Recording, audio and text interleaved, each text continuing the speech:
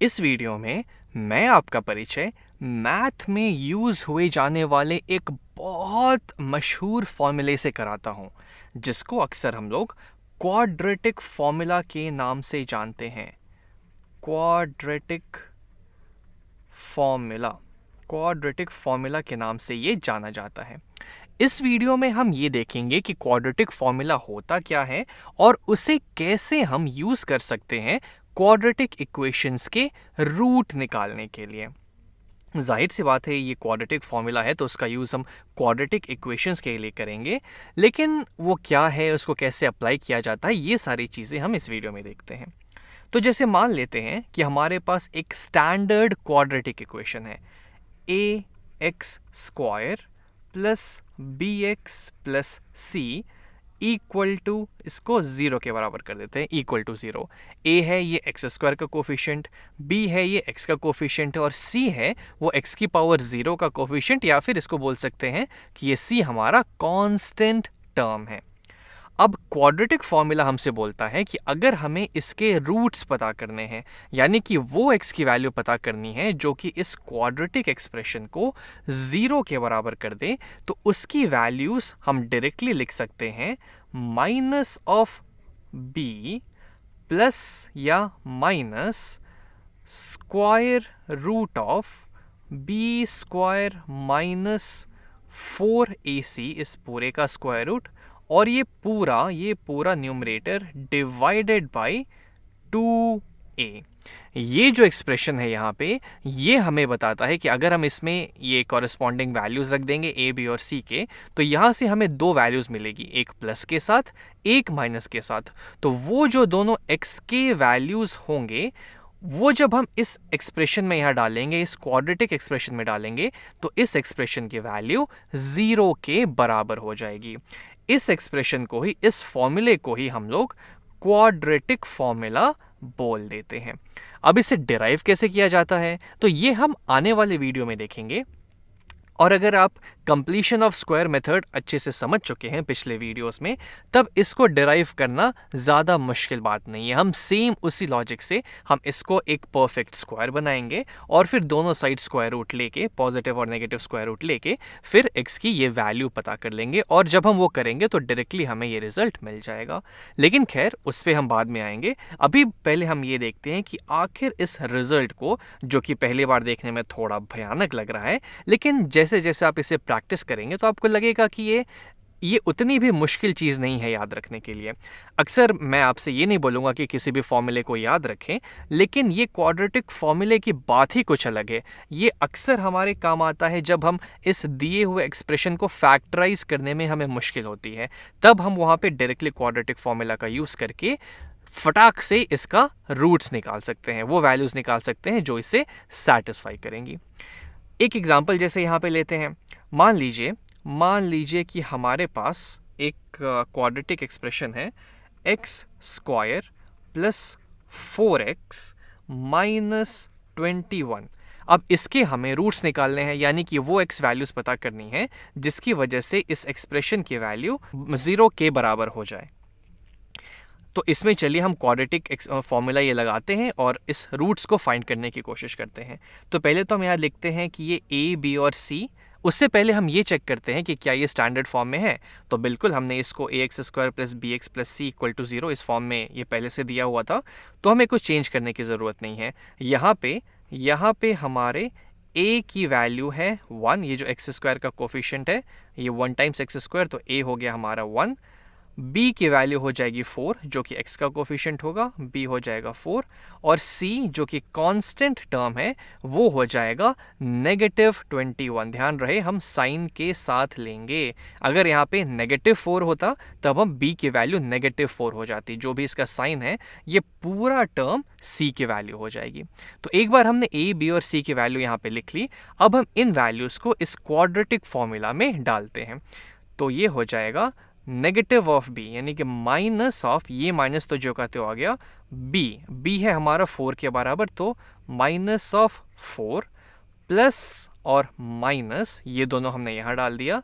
अब square root के अंदर आते हैं हम, b स्क्वायर, b है हमारा 4, यानी कि 4 का square minus of 4 times A है हमारा 1 के बराबर, टाइम्स सी है हमारा -21। तो यहाँ पे हम -21 से इसे मल्टीप्लाई कर देंगे और ये पूरा हमारा स्क्वायर रूट के अंदर है, और ये पूरी चीज़ divided by 2 times A. 2 times A है हमारा 1, यानी कि 2 टाइम्स 1 के बराबर। तो चलिए अब इसे हम आगे सॉल्व करते हैं। तो ये हो जाएगा -4 प्लस और माइनस स्क्वायर रूट ऑफ 4 का स्क्वायर होता है 16, नेगेटिव और नेगेटिव मिलके पॉजिटिव हो जाएंगे, 4 टाइम्स 21, तो 4 1 ज़ा 4 और 4 2 ज़ा 8, ये हो जाएगा 16 प्लस 84 का square root divided by 2 times 1 होता है 2 के बराबर। ये यहाँ पे ऐसे आ जाएगा। फिर इसको आगे सॉल्व करते हैं, तो ये हो जाएगा -4 प्लस या माइनस 16 प्लस 84, तो 6 और 4 हुआ 10, 1 कैरी फॉरवर्ड हो जाएगा, 8 और 1 हुआ 9 और 1 10। इसकी वैल्यू ये टोटल यहाँ पे हो जाएगा 100 के बराबर, स्क्वायर रूट ऑफ 100, और स्क्वायर रूट ऑफ 100 होता है 10, और ये पूरा डिवाइडेड बाई 2। ये वो x की वैल्यूज़ हैं जो कि इस दिए हुए एक्सप्रेशन को सेटिस्फाई करेंगी। तो यहाँ से हमें 2 वैल्यूज़ मिलेगी, एक जब हम प्लस के साथ लेंगे 10 को, एक जब हम माइनस के साथ लेंगे 10 को। तो चलिए देखते हैं ये क्या क्या होंगी। तो यहाँ से हमारा x आ जाएगा या तो -4 प्लस 10 डिवाइडेड बाई 2, या फिर -4 माइनस 10 डिवाइडेड बाई 2। अब ये क्या होगा, 10 माइनस 4 हुआ 6, 6 डिवाइडेड बाई 2 यानी कि 3, -4 माइनस 10 यानी कि -14 बाई 2 यानी कि -7। तो x जब हम 3 रखेंगे या फिर x जब हम -7 रखेंगे इस एक्सप्रेशन में, तो इसकी वैल्यू 0 के बराबर हो जाएगी। और आप चाहें तो इसको यहाँ पे डाल के देख सकते हैं कि ये सही है या नहीं, और या फिर आप इसको किसी और मेथड से, जैसे कि अगर हम इसको फैक्टराइजेशन मेथड से करना चाहें, तो ऐसे कौन से 2 नंबर हैं जिनको हम मल्टीप्लाई करेंगे तो -21 मिलेगा। तो मान लेते हैं, हम ले लेते हैं 7 3 ज़ा 21। तो अगर हम -7 या फिर -7 नहीं लेते हैं, हम +7 ले लेते हैं और -3 ले लेते हैं, क्योंकि इनका प्रोडक्ट नेगेटिव है तो उनमें से किसी एक को तो नेगेटिव होना पड़ेगा, और यहाँ पे +4 है, यानी कि इनका सम जो है वो +4 होना चाहिए। तो इसलिए हमने +7 और -3 ले लिया। तो अगर हम इस मिडिल टर्म को ऐसे स्प्लिट करें तो हमें मिल जाएगा x² plus 7x minus 3x minus 21, यह है इक्वल टू 0। अब पहले 2 टर्म में से हम 7 तो नहीं, x को कॉमन निकाल सकते हैं, तो हो जाएगा x टाइम्स x प्लस 7। यहाँ पे -3 कॉमन आ जाएगा, अंदर बच जाएगा x प्लस 7 इक्वल टू 0। अब इधर भी x प्लस 7, इधर भी है x प्लस 7, तो x प्लस 7 को बाहर कर लिया जाए तो x प्लस 7 बाहर आ जाएगा, अंदर बच जाएगा x माइनस 3 इक्वल टू 0। अब अगर इसको 0 होना है, इनके प्रोडक्ट को अगर 0 होना है, तो या तो x प्लस 7 0 हो जाए या तो x माइनस 3 0 हो जाए। अब अगर x प्लस 7 0 हुआ तो x की वैल्यू आ जाएगी -7, या फिर अगर x माइनस 3 0 हुआ तो x की वैल्यू हो जाएगी 3। तो हमारा यहाँ से फिर से सेम x की वैल्यूज़ हमें मिल गई, यानी कि क्वाड्रेटिक फॉर्मूला की मदद से हमने डायरेक्टली वैल्यूज़ डाले यहाँ पे और फिर अपना सोल्यूशन पता कर लिया। अब आप यहाँ ये सोच रहे होंगे कि ये फैक्टराइजेशन करना तो ज़्यादा आसान था, तो हमने इस क्वाड्रेटिक फॉर्मूला का क्यों यूज़ किया। तो यहाँ पे फैक्टराइजेशन करना आसान था, लेकिन कई बार ऐसे सिचुएशंस आते हैं जब हम 2 फैक्टर्स पता ही नहीं कर पाएंगे जिनमें हम इस मिडिल टर्म को स्प्लिट करें, यानी कि हमें फैक्टराइजेशन करना बहुत मुश्किल हो जाएगा। उस समय क्वाड्रेटिक फॉर्मूला बहुत काम में आता है। जैसे कि चलिए यहाँ पे करके ही देख लेते हैं। जैसे कि मान लीजिए हम अगला क्वेश्चन यहाँ पे लेते हैं। जैसे कि मान लीजिए हमें दिया हुआ है कुछ 3x² plus 6x equals to -10। इसे हमें सॉल्व करना है। तो पहले बात तो हम इसको एक स्टैंडर्ड फॉर्म में लिख लेंगे। उसके लिए हम दोनों साइड 10 ऐड कर देते हैं, इधर भी +10 इधर भी +10। तो हमें अब मिल जाएगा 3x² plus 6x plus 10 equal to, ये और ये कैंसिल हो जाएंगे और 0 आ जाएगा। अब यहाँ पे हम इसको कैसे फैक्टराइज करें, क्या इसको फैक्टराइजेशन करना आसान होगा? तो ऐसे दो नंबर्स हमें चुनने होंगे जिनका प्रोडक्ट 30 हो और जिनको जब हम ऐड करें तो हमें 6 मिल जाएंगे। तो एक तो अगर आप ऐसा सोच सकते हैं तो ज़रूर उस मेथड से कर सकते हैं, नहीं तो हम यहाँ पे डायरेक्टली क्वाड्रेटिक फॉर्मूला लगा सकते हैं, यानी कि x की वैल्यूज हम डाल सकते हैं माइनस ऑफ b प्लस या minus square root of b square minus 4ac divided by 2a के बराबर।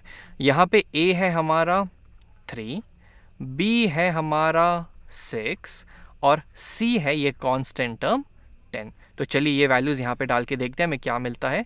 तो x की वैल्यूज़ हो जाएगी माइनस ऑफ b यानी कि माइनस ऑफ 6 प्लस और minus square root of b square यानी 6 का स्क्वायर माइनस 4 टाइम्स a यानी कि 3 टाइम्स c यानी कि 10 डिवाइडेड बाई 2a, a यानी कि 3, 2 टाइम्स 3। इसको आगे सॉल्व करते हैं तो ये हो जाएगा नेगेटिव 6 प्लस और माइनस स्क्वायर रूट ऑफ 6 का स्क्वायर हुआ 36 माइनस 4 3 12, 12 10 120 डिवाइडेड बाई 2 टाइम्स 3 यानी कि 6 हो गया। फिर इसको आगे सिंप्लीफाई करते हैं तो हो जाएगा नेगेटिव 6 प्लस या minus square root of 36 minus 120। तो अगर मैं 120 में से 30 घटाऊं तो हमारे पास बचेगा 90 और उसमें से 6 घटाते हैं तो हमारे पास आ जाएगा 84। लेकिन चूंकि हम उल्टा करना है, हमें 36 में से 120 घटाना है तो हमारा साइन रिवर्स हो जाएगा, यहाँ पे आ जाएगा नेगेटिव 84 डिवाइडेड बाई 6। लेकिन यहाँ तो ये तो पॉसिबल ही नहीं है, क्योंकि किसी भी नेगेटिव वैल्यू का स्क्वायर रूट तो हम ले ही नहीं सकते। स्क्वायर रूट तो हमेशा नॉन नेगेटिव चीज़ों का ही लिया जा सकता है, लेकिन इसके अंदर तो एक नेगेटिव वैल्यू आ गई, यानी कि इसके तो कोई रियल सॉल्यूशन पॉसिबल ही नहीं है। आगे जाके हायर क्लासेस में हम देखेंगे कि इसका हम इमेजिनरी सॉल्यूशन निकाल सकते हैं, लेकिन जो भी नंबर्स अभी तक हम पढ़ते आए हैं ये सारे रियल नंबर्स हैं और रियल नंबर्स में हम ये तो डिफाइन ही नहीं कर सकते। तो इसीलिए यहाँ पे कोई इसका सॉल्यूशन पॉसिबल ही नहीं होगा। ऐसा कोई x का वैल्यू मिलेगा ही नहीं जो कि इससे कोई रियल सॉल्यूशन दे दे, यानी कि ये जो एक्सप्रेशन हमने यहाँ पे देखा था 3x square plus 6x equal to negative 10, इसका कोई रियल सॉल्यूशन होगा ही नहीं। नो रियल सॉल्यूशन, क्योंकि इसकी जो अंडर रूट वाली क्वांटिटी है, जो स्क्वायर रूट है, ये तो नेगेटिव हो गई। तो फिर खैर हमने ये देखा कि कैसे हम इसमें क्वाड्रेटिक फॉर्मूला लगा सकते हैं। सॉल्यूशन आना ना आना तो खैर वो तो अब उसके लिए हम क्या ही कर सकते हैं। खैर कोई बात नहीं, चलिए एक और एग्जांपल यहाँ पे ट्राई कर लेते हैं। एक और एग्जांपल यहाँ पे देख लेते हैं ताकि हम क्वाड्रेटिक फॉर्मूले को अच्छी से अप्लाई करना सीख लें चीज़ों में। जैसे कि मान लेते हैं हमारे पास है negative 3x square plus of 12x plus of 1 equal to 0। मान लेते हैं कि ये हमें दिया हुआ है और इसके रूट्स हमें पता करने हैं। तो इस बार चलिए हम क्वाड्रेटिक फॉर्मूला को मन में लगाते हैं। हमें तो पता है a b और c क्या है, क्योंकि यहाँ पे ये ऑलरेडी स्टैंडर्ड फॉर्म में लिखा हुआ है। ये हमारा हो जाएगा a, ये है हमारा a, ये पूरा नेगेटिव 3। हमेशा हम साइन के साथ कोफिशिएंट्स को लेते हैं।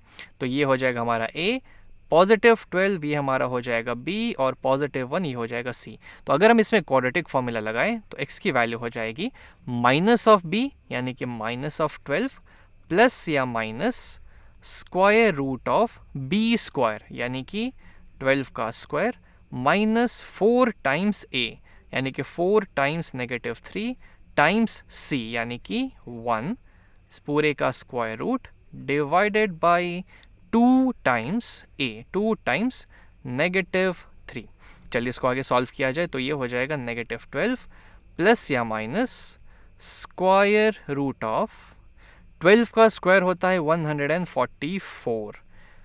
नेगेटिव और नेगेटिव हो जाएंगे पॉजिटिव और 4 3 12 यानी कि plus of 12 divided by 2 times negative 3 यानी कि नेगेटिव 6 ही हो जाएगा।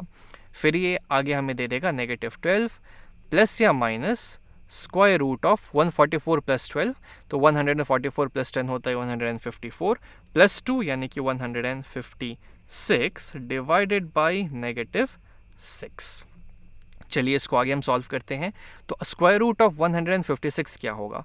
तो 156 को अगर हम लोग प्राइम फैक्टराइज करें तो यहाँ आ जाएगा 2, 2 7 ज़ा 14, 1 6, 2 8 ज़ा 16। फिर यहाँ पे 2 डालेंगे, 2 से डिवाइड करेंगे 78 को, तो 2 3 ज़ा 6, 1 नीचे आ जाएगा, 8 भी नीचे आ जाएगा, 2 9 ज़ा 39 होता है 39, 2 9 ज़ा 18 होता है, तो नीचे 39 आ जाएगा।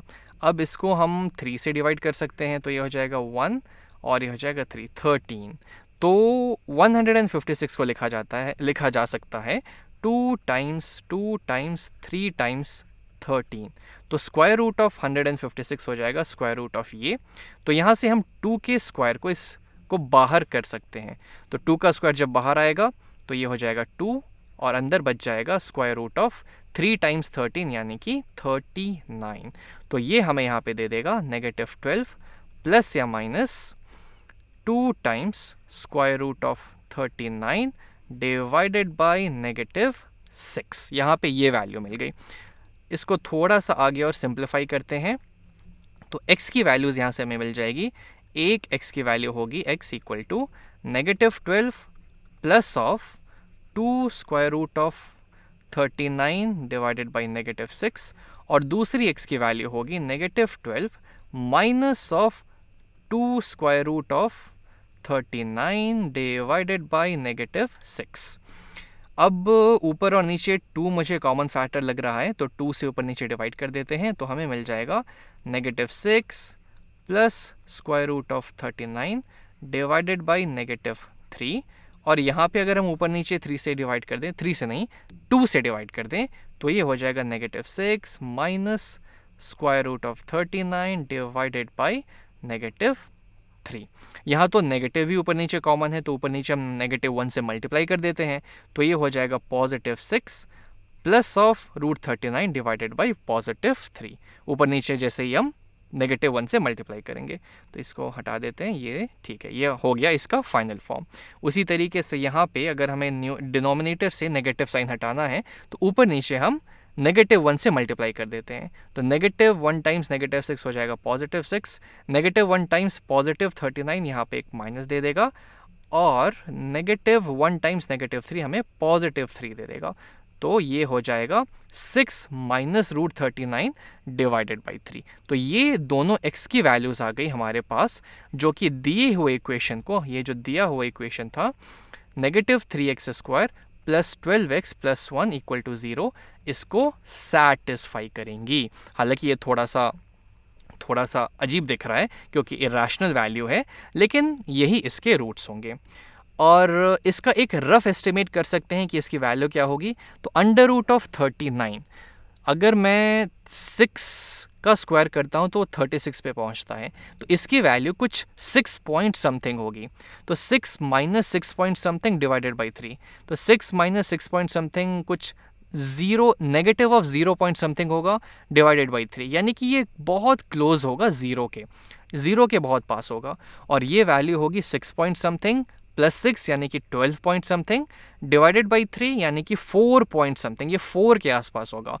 और जब इसको प्लॉट भी किया गया, कोऑर्डिनेट एक्सिस पे, तो इसका ग्राफ, इस क्वाड्रेटिक एक्सप्रेशन का ग्राफ कुछ ऐसा आया था। और यहाँ पे आप देख सकते हैं कि इसका जो एक रूट है वो 0 से थोड़ा कम है जैसा कि हमने देखा था, और जो दूसरा रूट है वो 4 से थोड़ा ज़्यादा है जैसा कि हमने यहाँ पे एस्टिमेट किया था। तो ये एक फंडा हो गया इसको समझने का, लेकिन हमारा मेन मकसद है ये देखना कि कैसे हमने इसमें क्वाड्रेटिक फॉर्मूला अप्लाई किया था। और आई थिंक अब आपको एक आइडिया लग गया होगा कि कैसे हम क्वाड्रेटिक फॉर्मूले के यूज़ करके हम इक्वेशन के रूट्स को पता कर सकते हैं।